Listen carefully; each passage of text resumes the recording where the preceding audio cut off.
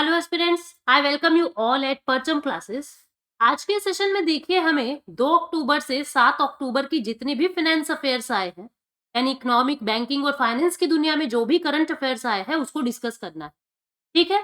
तो आगे बढ़ने से पहले आपको मैं क्या बता रही हूँ, परचम क्लासेस ने टारगेट 2024 करते हुए एसएससी जनरल अवेयरनेस का अपना न्यू कोर्स लॉन्च कर दिया है, जिसमें polity, economics, history, science, geography, static, GK सब कुछ इंक्लूड होगा। इसके अंदर पहले से नया क्या होगा, सारे लेक्चर्स रिकॉर्डेड पहले भी थे, अब भी होंगे। डाउनलोडेबल पीडीएफ्स पहले भी थी, अब भी होंगे, लेकिन अब की बार लाइव प्रॉब्लम सॉल्विंग सेशंस हम लोग लेके आए हैं। अगर किसी स्टूडेंट को डाउट है तो वो लाइव में, यानी कि लाइव इंटरेक्शन से टीचर से अपने डाउट्स क्लियर कर सकता है। Previous year questions discussion detail में आपको मिलेगी, 10 मॉक पेपर्स आपको साथ में मिल जाएंगे। ये सारी चीजें आपको नए कोर्सेज के अंदर अवेलेबल होंगी। मेरे जो कोर्सेज आपको इंडिविजुअल मिल सकते हैं, एसएससी पॉलिटी का एंड एसएससी इकोनॉमी का इंडिविजुअल कोर्स मेरा आपको मिल सकता है। तो अभी देखते हैं कि आज की न्यूज में क्या-क्या है।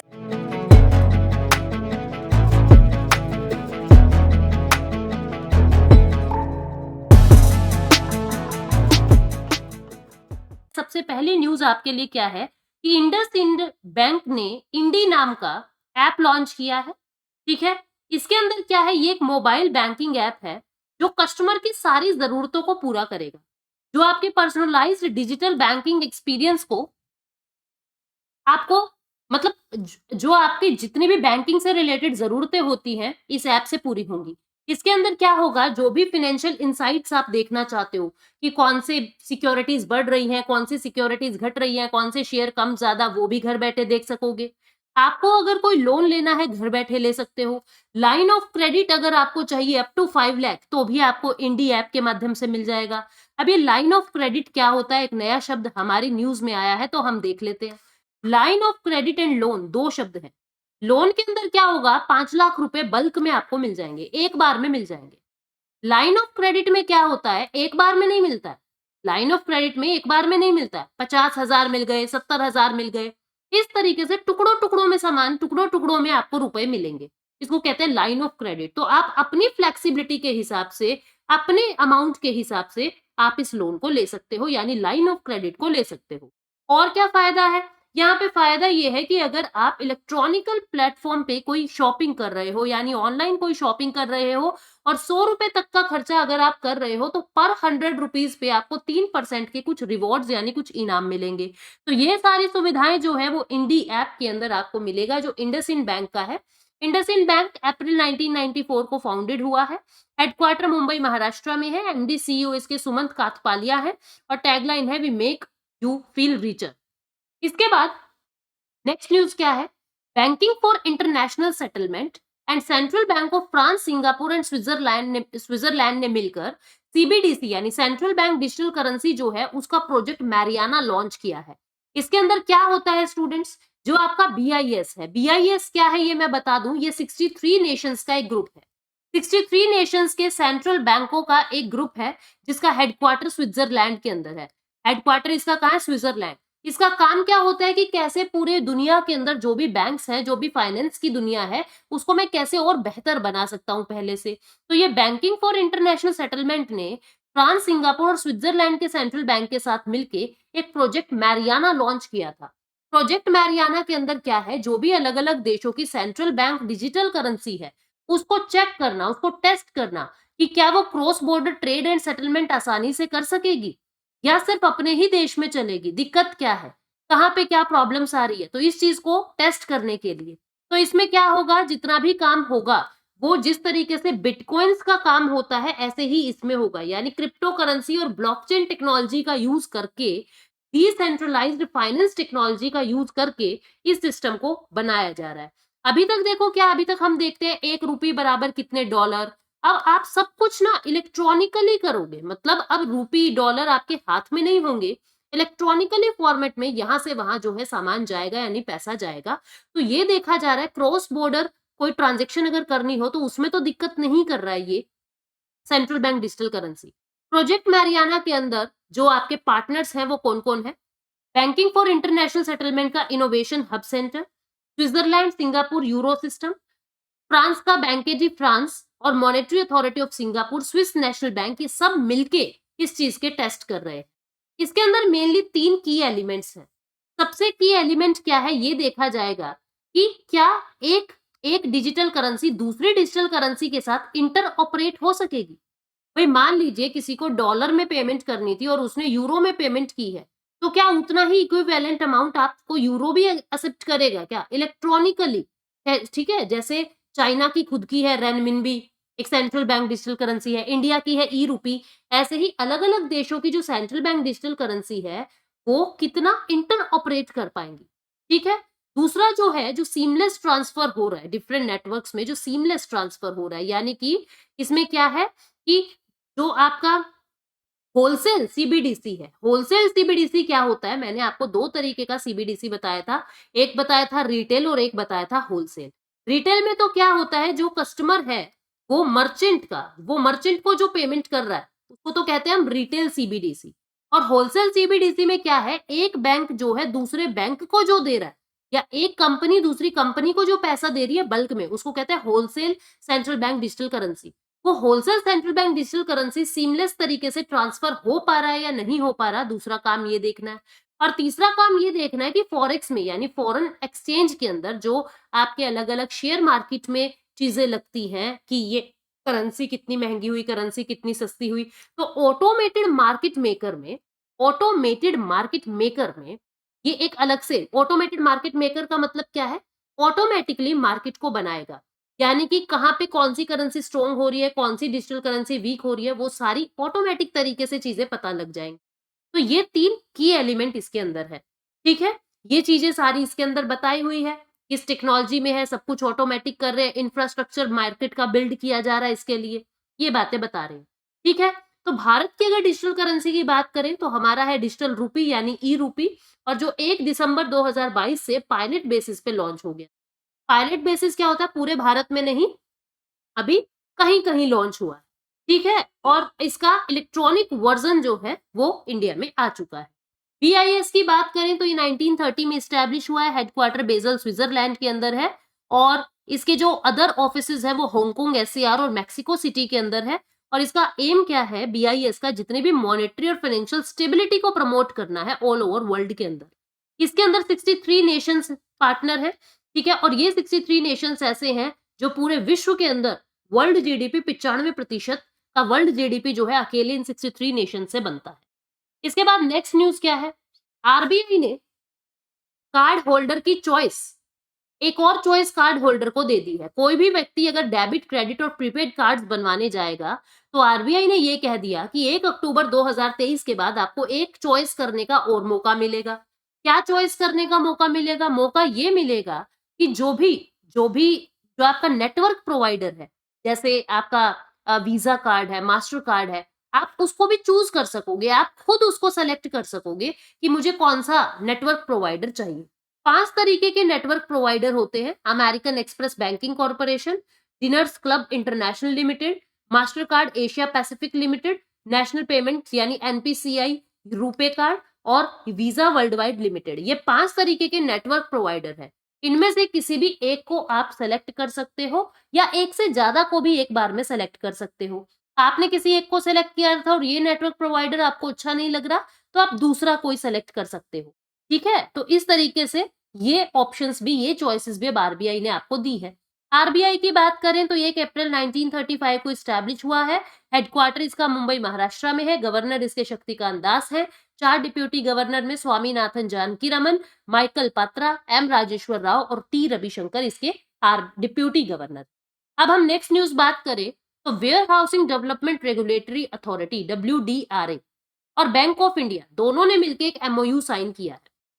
किस चीज के लिए? पहले आप वेयर हाउस का क्या रोल होता है वो समझो। जैसे कोई किसान भाई है, कोई फार्मर है, ये फार्मर क्या कर रहा है, ये ग्रेन्स को काटा इसने, मतलब अनाज बनाज लिया और इसने क्या किया, गोदाम के अंदर उसको डिपॉजिट करवा दिया, जिसके बदले इसको एक वेयर हाउस रिसिप्ट मिलेगी। क्या मिलेगी? वेयर हाउस रिसिप्ट मिलेगी। अब जो ये वेयर हाउस रिसिप्ट मिलेगी, अब ये इस रिसिप्ट का क्या करता है, इसको एज अ सिक्योरिटी रख के, इसको गिरवी रख के और ये कहीं से भी लोन ले सकता है। तो WDRA कब क्या कर रहा है, बैंक ऑफ इंडिया के साथ मिलके ये कह रहा है कि जो भी लोग वेयर हाउस रिसिप्ट का यूज करके लोन लेंगे उनको लो इंटरेस्ट रेट पे हम लोग लोन दे देंगे। ठीक है, पहले ये इसने स्टेट बैंक ऑफ इंडिया के साथ भी किया था, अब बैंक ऑफ इंडिया के साथ ये एग्रीमेंट WDRA ने किया है। WDRA क्या है, warehouse development regulatory authority. इसको 2010 में भारत सरकार ने लॉन्च किया था, स्टैब्लिश किया था, और ये एक स्टैट्यूटरी बॉडी है under warehousing development regulation act 2007। ठीक है, तो ये पूरी न्यूज है जो मैंने आपको बताई। अभी रिसेंट न्यूज की बात करें तो warehousing development regulatory authority जो है उसने स्टेट बैंक ऑफ इंडिया के अंदर ये एग्रीमेंट किया था कि फार्मर्स को लो इंटरेस्ट रेट लोन्स जो है वो प्रोवाइड कराए जाए। अभी बैंक ऑफ इंडिया की बात करें तो 1906 में बना, मुंबई महाराष्ट्र में, MD CEO रजनीश कर्नाटक है। इसके बाद नेक्स्ट न्यूज की बात करें तो मोतीलाल ओसवाल ने म्यूचुअल फंड लॉन्च किया है, इंडिया का पहला फर्स्ट निफ्टी 500 ETF। यानी मोतीलाल ओसवाल जो एक म्यूचुअल फंड कंपनी है, उसने भारत का पहला निफ्टी 500 ETF जो है वो लॉन्च किया है। सबसे पहले आप लोग ETF का नाम देख लीजिए, ये होता है एक्सचेंज ट्रेडेड फंड। ये बिल्कुल म्यूचुअल फंड की तरह ही होता है, यूं तो एक्सचेंज ट्रेडेड फंड होता है, ये म्यूचुअल फंड की तरह ही है। लेकिन इसके अंदर और म्यूचुअल फंड में क्या डिफरेंस है वो जानिए। म्यूचुअल फंड में देखो क्या होगा, मान लीजिए 4 जन है, इनके पास क्या है, 1 करोड़ इसके पास है, 1 करोड़ इसके पास है, 1 करोड़ इसके पास है। तीनों ने क्या किया, अपना पैसा जो है वो एक फंड मैनेजर कंपनी को दे दिया और ये कहा कि जी हमारा ये पैसा आप मार्केट में लगा दीजिए। अब फंड मैनेजर के पास 3 करोड़ रुपए हो गए और ये जो पैसा लग रहा है ये उन्होंने डाइवर्सिफाई कर दिया। ए कंपनी, बी कंपनी, सी कंपनी, डी कंपनी, इसको दे दिए 50 लाख, इसमें लगा दिए 25 लाख, इसमें लगा दिए 25 लाख। इस तरीके से आपके पैसे को डाइवर्सिफाई कर दिया जा रहा है। यानी कि कहने का भाव क्या है कि अगर कोई डूबेगी तो एक ही कंपनी डूबेगी, ऐसा तो नहीं है कि चारों इकट्ठी डूब जाएंगी, तो मतलब आपका रिस्क मिनिमाइज हो जाता है। एक्सचेंज ट्रेडेड फंड और म्यूचुअल फंड के अंदर क्या फर्क है, यहाँ पे अगर कोई व्यक्ति ये कह दे कि मेरा मन नहीं है ये काम करने का, मैं तो ये शेयर किसी और को बेचना चाहता हूँ, वो नहीं बेच सकता, एग्जिट लोड लगता है। एक्सचेंज ट्रेडेड फंड के अंदर क्या होता है, आप किसी से भी अपने जो फंड है वो ट्रेड कर सकते हैं, बेच सकते हैं, खरीद सकते हैं। ये होता है एक्सचेंज ट्रेडेड फंड। ठीक है, अब ETF 500 क्या है, इसके अंदर 500 कंपनीज के शेयर जो है वो पब्लिक में पब्लिसाइज किए जाएंगे। तो ये एक न्यू फंड ऑफर है, यानी बिल्कुल नया है। NFO 5 बिजनेस डेज के अंदर आप इसकी कॉन्टिन्यूअस सेल या रीपर्चेज कर सकेंगे। अभी तो क्या है, आप कंपनी से खरीदोगे, फिर इसको आप बाकी इन्वेस्टर टू इन्वेस्टर यानी सेकेंडरी मार्केट के अंदर सेल या रीपर्चेज कर सकोगे। इसमें मिनिमम इन्वेस्टमेंट आपको 500 रुपए की करनी होगी और मैक्सिमम आप कितनी भी कर सकते हो। एसेट एलोकेशन इसमें 95 टू 100% जो है वो आपको निफ्टी का मिलेगा और 5% जो है वो ऐसा फंड्स आपको मिलेंगे जो बहुत जल्दी से लिक्विफाई हो जाएंगे। यानी 5% फंड ऐसे मिलेंगे जो लिक्विफाई का मतलब क्या है, जल्दी से कैश में कन्वर्ट हो जाएंगे, मनी मार्केट के इंस्ट्रूमेंट्स होंगे। मनी मार्केट के इंस्ट्रूमेंट्स का मतलब क्या है कि बहुत कम समय में आपको वो पैसा वापस मिल जाएगा।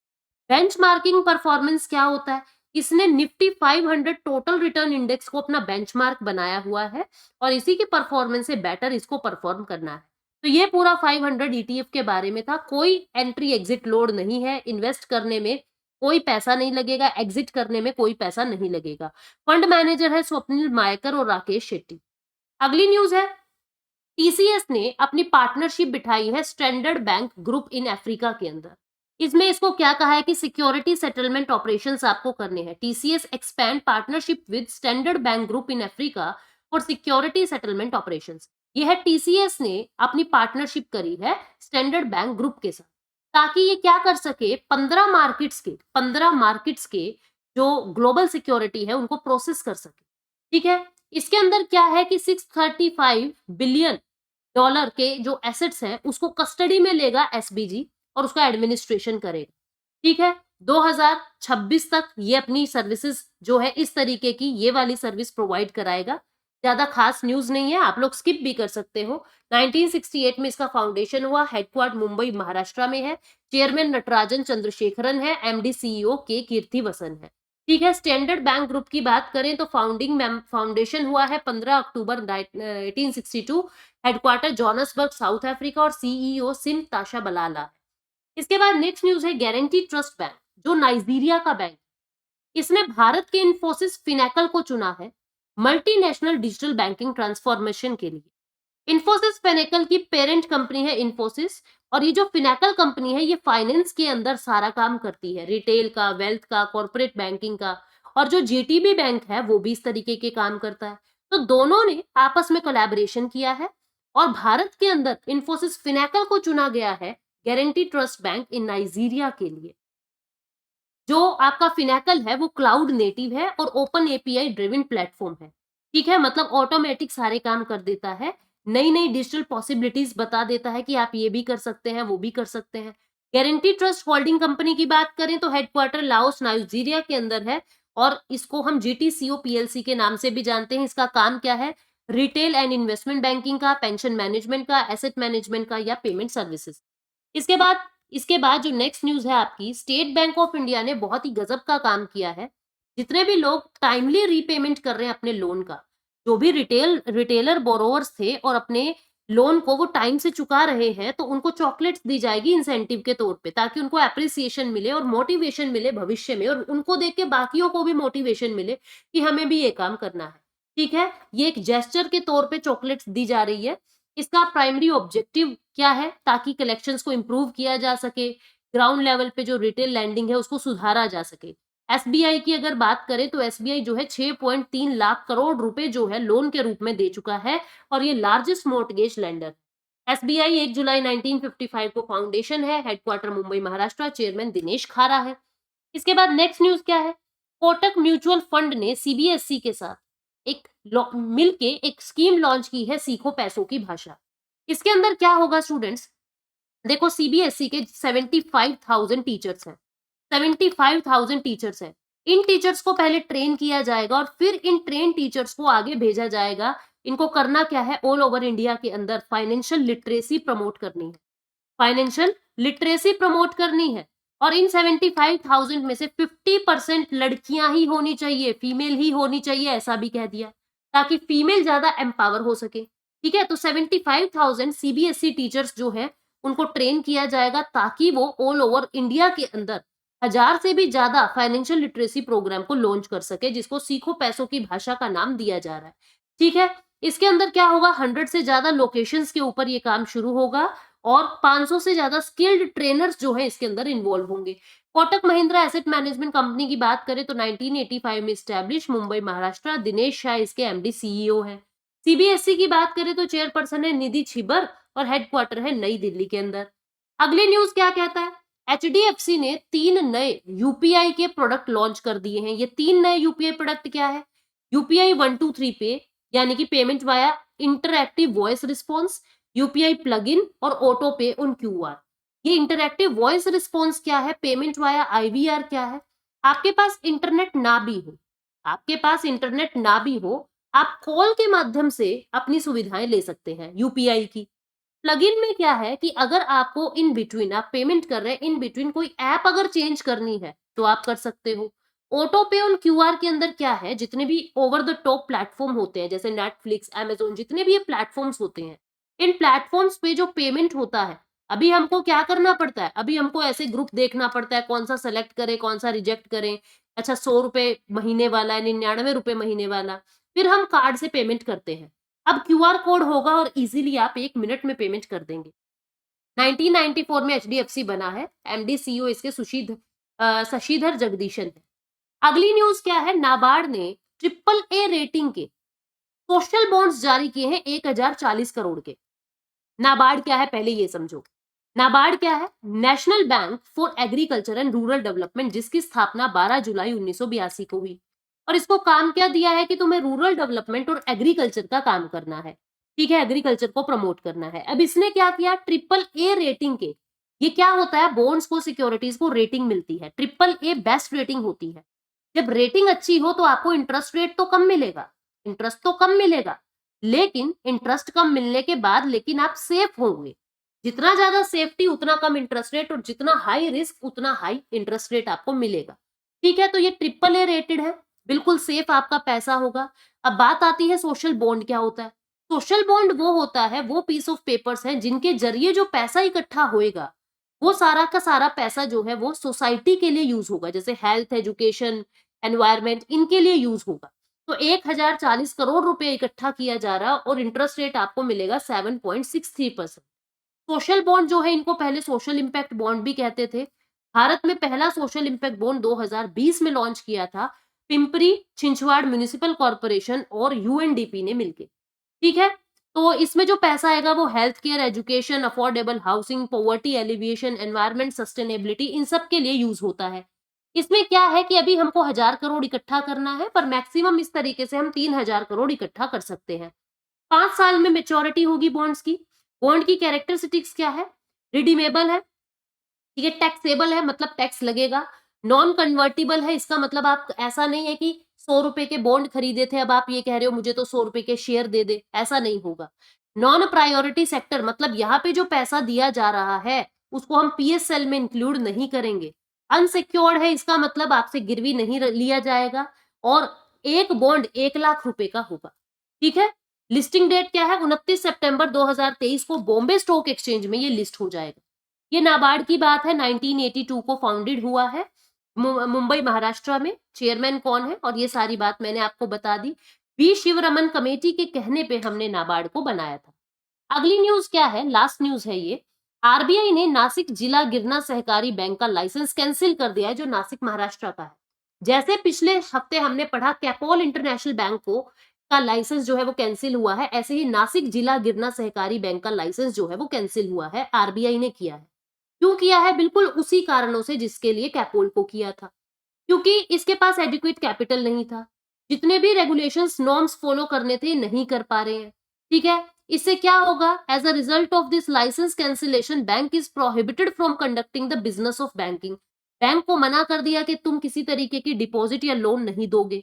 अब क्या होगा? जितने भी कस्टमर इसके थे डीआईसीजीसी वाले, मैंने लास्ट न्यूज में भी बताया है आपको डीआईसीजीसी क्या होता है, लास्ट हफ्ते की, वहां जाके कंप्लीट देखना डीआईसीजीसी क्या होता है। आपके कितने भी रुपए बैंक में है, 5 लाख रुपए का आपका इंश्योरेंस होता है। अब जितने भी रुपए जाएंगे 5 लाख रुपए तो आपको मिलेंगे ही मिलेंगे। और ऐसा कहा जा रहा है जितने भी डिपॉजिटर हैं उनका 99.92% पैसा तो वापस किया जा चुका है। अभी आरबीआई ने कैपोल कोऑपरेटिव बैंक का पैसा भी जो है वो लाइसेंस जो है वो कैंसिल किया था। आपको ये बताना है India first social impact bond या सोशल बॉन्ड कब जारी हुए। ठीक है, कब जारी हुए हैं, व्हेन, कब जारी हुए इंडिया के पहले सोशल बॉन्ड। उम्मीद करती हूँ कमेंट सेक्शन में आप ये आंसर करेंगे। Thank you so much, take care, bye bye.